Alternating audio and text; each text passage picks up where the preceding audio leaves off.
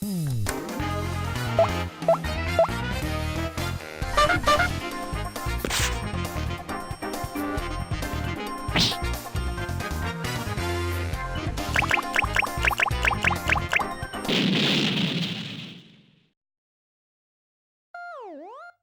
Prinny series, a couple of challenging, rewarding, and for the most part well-designed games, submerged within a masochist wet dream. Existing as spin-offs to the Disgaea series, they front the whimsical nature these titles were popularised for, and harken back to immensely difficult platformers such as Ghosts and Goblins. Plenty of platformers opt for a somewhat serious plot, but Prinny is a game about an army of expendable penguins trying to find ingredients for a dessert, and the sequel is about lolly underwear, but none of that matters, because she's actually 1400 years old. The first title, Prinny, Can I Really Be the Hero Dude, features 2 difficulties. The regular mode allows up to 3 hits before death, whereas the hard mode only grants 1. I'm not a fan of the easier mode, as the extra chances allow you to pay less attention to stage layouts and enemy patterns while belittling the potential challenge on offer. It's a nice addition for people who physically can't get through it, and even with 3 chances it's still no walk in the park, but I would genuinely encourage at least trying the tougher mode because of how it adds to the experience. The difficulty curve is forgiving at the start, where maps feature a modest number of low-threat obstacles between each checkpoint. When the stage layouts start getting more complex and patterns begin to change, you will die a lot, but this allows, and I'd say even encourages you, to play a bit riskier. Patience is necessary, and you will require a lot of it, but when you've sunk a hefty amount of time into a segment, you're gonna start trying to optimize your playstyle, because you're clearly doing something wrong. With a rapid respawn time and a generous life limit of 1000 explosive penguins, constant failure becomes almost like short-term speedrun practice. You'll start mastering precision timing, utilizing the available windows for hitting harder, moving faster, and pulling off tricky maneuvers, and I genuinely think that's where a majority of the value is found within Prinny. Like, I'm not an elite hardcore gamer, but some of the shit I was pulling off was solely due to that persistence demanded of me. It's incredibly gratifying when you've practiced enough to be competent at a decade-old PSP game that no one cares about. Except for you, of course, thanks for being here. Another rewarding element is the replayability factor, which is directly tied to stage progression and plays on what little narrative presence there is. So there are 6 primary stages which can be tackled in any order, and upon completion, an in-game hour passes. What makes Prinny such a special title is that the stages change based on what time of day it is. While there are technically 6 initial levels, there are also 6 variants of each, which effectively means there's 36 stages, plus about 5 or more after you clock those. These variants use the same stage as a base, but build entirely different levels within, changing enemy and checkpoint placement, collectible positioning, and even introducing entirely new bosses.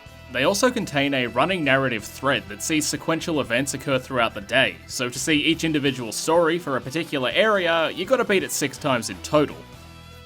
This is a great way to cheekily reuse assets, and in rejigging everything around, you're offered enough variety to justify replaying them, which you'll have to do on a new game cycle as you can't revisit levels. I don't typically replay games without a huge gap between, and I hate the idea of a New Game Plus unless it changes something major, but I gotta say, Prinny got me. The tools to access New Game Plus are also incredibly accommodating, as there's an NPC in the hub area who can reset your stage progress at any time by starting you on a new cycle. There's also the option to skip the opening tutorials as well as the cutscenes, so there's no bloat wall between you and your precious content. Imagine making a game that prioritizes gameplay. I know, it's crazy. Alright, so Prinny's bringing some neat ideas to the table, but how's it play? Obviously, it's pretty good or this video wouldn't exist, but it's surprising just how good it is, especially coming from Nippon Ichi Software, may they rest in peace. Naturally, being a platformer, Prinny has a jump, and once triggered, he's locked to a specific trajectory until it's broken with a mid-air technique, such as a double jump. The second leap also has a set direction, and you can alter the timing for varying heights and distances, but what makes it worth mentioning is that it functions independently. For example, if you're mid-air, rapidly closing in on a death pit, you can trigger the second jump and completely reverse your momentum for a potentially safe landing. It's intentionally rigid, like the older titles it was clearly inspired by, and this adds more of a premeditative approach to movement, in that every action should be purposeful, or you're open to being heavily punished. Some of the more difficult stages utilize this, and build quirky little platforming segments around it, which function more like puzzles. Sometimes you'll have to drop off a ledge and then cover the distance with your air jump, as it isn't feasible to leap from the ground, while other times you might have to hit a jump from an incredibly specific angle to not bonk on an intricately placed wall. Traversal isn't as strict as it seems, however, as there are two other ways to break a jump. These aren't really movement mechanics, but when you slap enemies and projectiles into the mix, they're vital components to not constantly fucking dying. The first is a ground pound, which is initiated from the air and keeps you stationary for a little under half a second before thrusting you downward. So if you're flying toward a projectile and need a quick directional shift, it's far from ideal. However, it's great for correcting when you overshoot platforms, as well as being an essential component to combat. Slapping the enemy's cheeks against your cheeks will see them stunned and propels the penguin back into the air, functioning more or less the same as a regular jump, just off the top of some cunt's head. It's often used to acquire a bit more height in order to access secrets and collectibles, but trying to string hip drops to stay airborne is oddly satisfying in its own right. Some maps require this mechanic to clear girthy gaps, and they're fun. It's a nice way to push a simple concept a bit further by taking something the player has likely been using and forcing them to become comfortable with it in a harsher environment. Stunned enemies can't harm our scarved hero, which aids in busier stretches of stage, but when you're looking to be rid of the bad boys entirely, there's no better option than the other ability, Prinny Barrage.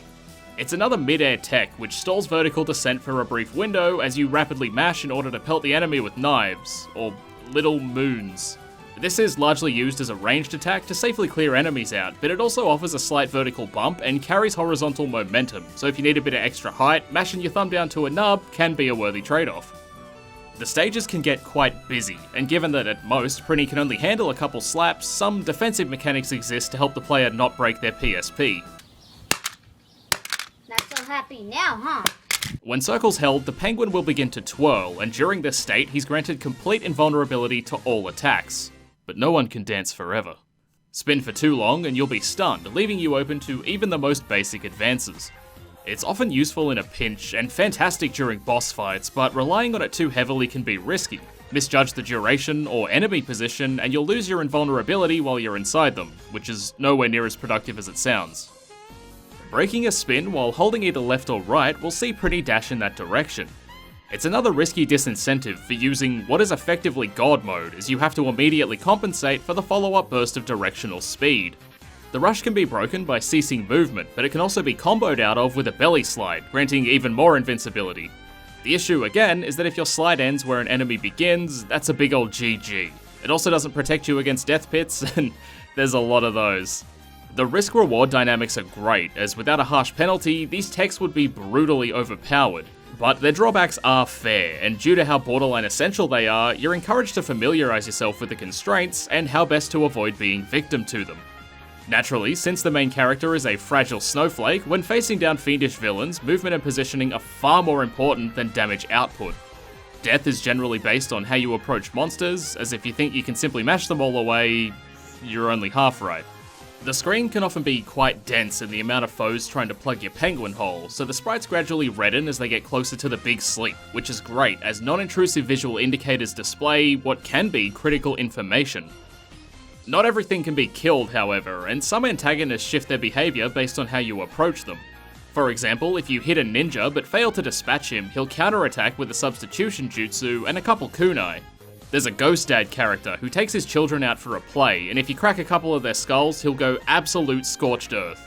Don't talk to me or my double-dead ghost son ever again. That joke was not funny. I love when regular enemies keep you on your toes, and the variety in these designs also adds to the theme of reusing old shit in a fresh way, which I can definitely fuck with. While regular enemies can be trying, they're only as complex as the environments they occupy. The bosses, however, do not need any help. Except for the ones who bring a couple of mates into battle, but you know what I'm getting at. Boss fights are fucking rough. They're condensed bursts of rapid movement, quick decision making, and heavy pattern memorization, and most of them are absolutely brutal. With a 3-minute time limit, they pack a significant amount into a small period, and certain tankier bosses demand that you discard hesitation. The final boss is pretty bad for this, where if you're not consistently mashing at every opportunity, you'll struggle to get that health down in time. The ever-present race against the clock rarely comes into play, but if you're straddling the single digits, that's the game's way of telling you that you should be playing better. While some bosses have gimmicks, most of them require a couple bonks on the noggin before you can do any major damage, but attacking them without breaking their defenses still chips away, so it's not entirely in vain. Once stunned, their health drops incredibly fast, and you can generally 1 or 2 cycle most bosses if you play well, get in the right position, and can mash like a mad dog. Ground combos do more damage than air combos, but enemies all have knockback, so it's tough to keep them in the line of fire when they're being repelled. If you can get up close and perform an aerial attack, but within melee range, you'll get the stacked damage from both the ground and air attacks. It's risky, as it requires you to be inside their hitbox, so if the stun runs out, you're rooted, but it is objectively the fastest way to a victory. Given that the big bad bosses are endurance runs, the quicker you can end the fight, the better, especially because of that life limit, and the fact that you're definitely playing on hard. Look, if I find out you've been playing on easy. The game grants the player 1,000 lives at the beginning of a run, and that's all you're given until you either start a new cycle or burn through them all. Both of these paths keep all the shit you've unlocked, so while the game is insanely difficult, it's only out to bury you, not to piss on your grave. There's a bunch of collectibles found within the hub at different points in the game, and collecting these unlocks Asagi mode, which by the name you'd think should be playable, but nah. It consists of a bunch of unique stage layouts, bosses, and narrative components, which are all Asagi focused. It's a generous reward for collecting a bunch of ostensibly useless trinkets, and I mean, you can't really complain about more content unlocked with collectibles. Or can you? As far as optional grabbies go, I'd say they're both a blessing and a hindrance. Since the game is geared toward making the collection process as unrestricted as possible, the act of collecting isn't as daunting as it could be. However, what little optional content there is locked behind a lot of these fucking things, and discovering them is pretty much a guessing game. Each stage, as well as each variant, feature red Daruma-looking creeps who hide beneath the surface and only come up for air when you ground pound in their proximity. They also flee as they surface, so you've got to be swift and stealthy to secure them. Generally, some are dumbasses. I like the idea of these guys, but there's no way to locate them outside of guessing. Finding enough to unlock the bonus stages boils down to multiple arduous playthroughs, tediously scouring every inch of any given map. I respect the hustle, I just don't think it's well implemented, and while I don't like to be heavily guided in video games, you've got to look at the end result. Does repeatedly pounding empty stretches of the stage add anything, or does it kill momentum and make gameplay tedious? Who could say? The other collectibles are largely fine because they don't really gate anything. The closest they come are the orbs found in each stage, which unlock NPCs, but there's only a handful of them and they're very hard to miss. Not unlike the vehicle segments. Within a few stages are all sorts of bizarre rideable contraptions Prinny can mount and wreak havoc in, and unfortunately, they don't add much. The idea is to use whatever gimmick present to keep them alive, which may or may not make a particular stretch easier. It does fit how strange the game is, but I honestly think it'd be better off without this addition, and a sole focus on the platforming would serve it much better. And just as a final note, there's DLC with Morona from Phantom Brave, and I fucking love Phantom Brave. I have a video on it, so if you haven't seen it, go see it. Now, only a company as batshit as Nippon Ichi would create a sequel to a game nobody asked for, so let's talk about Prinny 2, Dawn of Operation Panties, dude. I'm gonna say the N-word. After the first Prinny game, my thumb was completely destroyed. The doctor said I'd never mash again, and quite frankly, I never wanted to.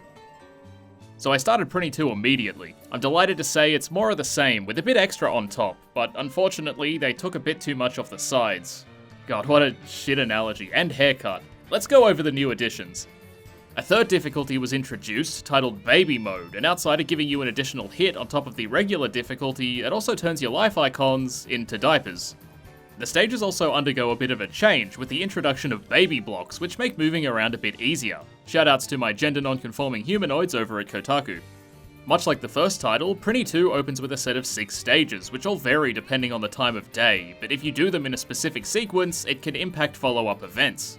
For example, after 3 stages, there's a mandatory boss fight against Flonne, an angel from the Disgaea series.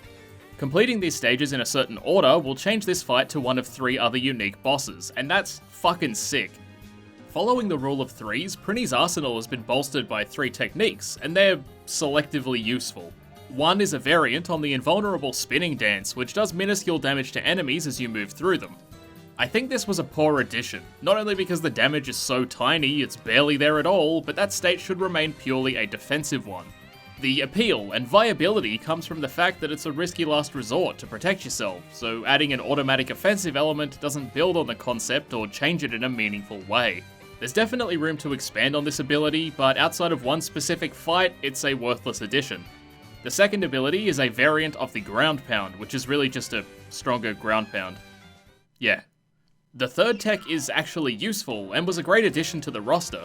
It's executed from the same position as a Prinny Barrage, but instead of hovering Prinny in place as he shoots projectiles, it slings him forward as he plummets toward the ground, rocketing through whatever tries to stand in his way.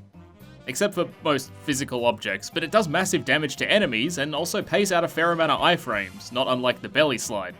I use this so much, mostly to cream through rows of enemies, but also as a way to swiftly deal modest amounts of damage to bosses, or just to run from my past mistakes.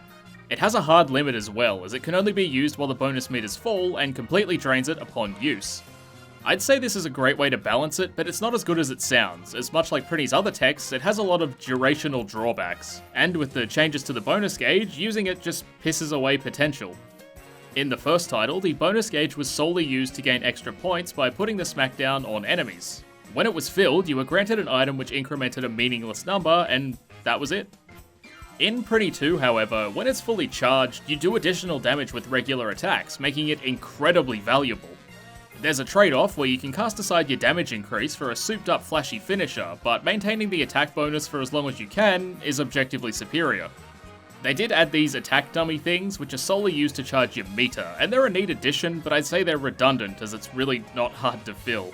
A couple ground pounds or some quick mashing and you'll be reaping the attack bonus before you know it.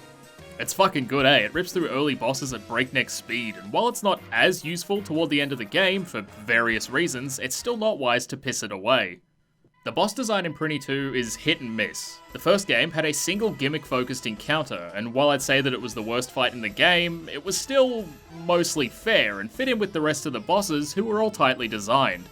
I never felt cheated, and with a lack of RNG, every action would yield a consistent result, and every death was entirely my own fault. Except for this bullshit. The sequel, unfortunately, doesn't fare so well, and dips a little too heavy into flashy, overly busy, and outright poorly designed bosses. It's not all of them, and most fights are of a similar quality to the first title, but there is a larger amount of bullshit spread out over a wider area. I think the best way to demonstrate this would be to start with this Joker, the Phantom Thief. What I hate about this guy is that despite fighting him 3 or 4 times all up, only one of the encounters is horrendously shit. So the stage is a flat plane with a big dickhead reading a book behind it, and this dickhead casts giant icicles which control the field and take an isolated mash to clear. He also casts an ice shield on the Phantom Thief, which itself requires a hefty mash to break through, and until that shield's broken, he can't be stunned or damaged. The big dickhead also recast Ice Shield not too long after you mash through it, which makes for an incredibly finicky, tedious fight. This all takes place while the boss is hurling homing fireballs and controlling the air with stationary cards, stifling your movement until they eventually home in on you as well. Phantom Thief also has this awful tendency to stand inside the icicles where he requires an extra mash to reach, and they can pop up so fast, leaving you with minimal time to dodge them.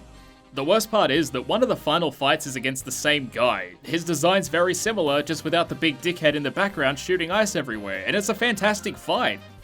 It doesn't feel fair, which isn't something I can say about many of the other bosses. Although, shoutouts to the Black Prinny squad, where you've got to fight 100 Prinnies who all die in one hit. It's a neat concept, but horribly executed, as dying means you've got to mindlessly mash through the first 50 again, and then go beast mode for the back half. This is one time where the low damage spin technique is worth anything, but the inverse of the last boss is true, where it feels like I'm cheating the game with bullshit to avoid tedium. The 100 Prinny fight is reflective of the worst parts of Prinny 2, which is unnecessarily cluttered and poorly thought out ideas that could have been good with a slight dialing back. You know, a bit of modesty never killed anyone. Which actually leads perfectly into the next boss, who was a trying chore. Etna, the Demon Queen of Disgaea, is the final boss in Prinny 2, and what a boss it is. You've got all the awful shit, contextual damage gimmicks, breakable floors in the middle of the stage, distracting busy background visuals, and a bunch of other shit to juggle. Now, I get that it's the final boss, and you want it to be challenging and a little bit flashy, that's totally fine, but when she's nearing death, she walks in front of the stage, blocking your view of what's happening while you're still being attacked and having to dodge death pits. And that's the major difference between the two Prinny titles, the amount of clutter. Prinny 1 focused on empty arenas, and featured some amazing boss fights, where the focus was just the boss. Prinny 2 took those arenas and filled them with as much shit as possible without considering the consequences of doing so. As a result, it feels cheap, and I took many deaths feeling cheated, which wasn't something that I found in the original. It's safe to say that both Prinny 1 and 2 have segments where it feels like they just chucked shit in there, but the sequel seems like more of a chaotic scattering of shit, where the original felt a bit more intentional. Maybe this point on level structure is complete bullshit, but something seems off and I can't quite put my finger on what that is. Because of this and the messier boss fights, I don't think Prinny 2 benefits from playing on the hardest difficulty.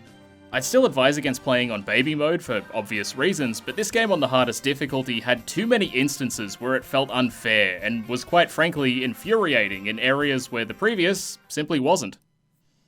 Now they were some pretty scathing criticisms, but Prinny 2 does improve on some things as well. For starters, one of the stages takes place underwater, and this changes the physics as well as the nature and behaviours of recurring enemies. The regular goblin creatures come adorned in cute little bubble helmets wielding harpoons. Ground pounding them pops their bubbles and is an instant kill because goblins have the same lung capacity as ants. Vehicles are also used in more interesting ways, the best of which take the form of mandatory on-rail segments. Some of these are so incredibly specific when it comes to timing, and it makes them far more interesting. The old vehicles make a return, but they're still worthless. They look amazing and they're fun to mess around with, but they have no real value outside of that. You might have noticed that in the footage for both titles, there's a bunch of collectible suites, but all they do in the first game is grant you points. In the sequel, you can actually use them to buy facilities for your home base, which grant additional features and even unlock entirely new modes. It's great that they were given a real purpose this time around, but the buy-in for most facilities is pretty high, which results in an ice cream grind for additional content. Although I'd much rather grind for lollies than guess where collectibles are, which is convenient because you no longer have to do that in this game. One of the aforementioned facilities unlocks a Lucky Doll tracker, which just tells you where they are. It's not an ideal fix, but given that optional content is locked behind their acquisition, it's a far preferable alternative. Other facilities grant all sorts of shit, such as playing as a prinified version of Laharl, the protagonist from the original Disgaea. His moveset and playstyle aren't too far removed from the regular Prinny, but it's Laharl, so it's better. What is quite far removed from the standard playstyle is this game's version of Asagi mode, because you actually play as her this time. Her attacks are all based around what types of weapons she can use, and while it's nowhere near as tight as the standard controls, it's still a goofy optional mode, and you can't really complain about that. That's all I have to say about the Prinny series. It's an overlooked and immensely difficult but rewarding platformer that I think more people should play, and I hope I've sold it to at least one person, because it truly deserves more attention than it ever received. If you're still here, it's time to leave. But didn't we have fun today? We sure did. Or at least I hope we did. Maybe this video was fucking terrible and you had an awful time. Either way, thanks for watching.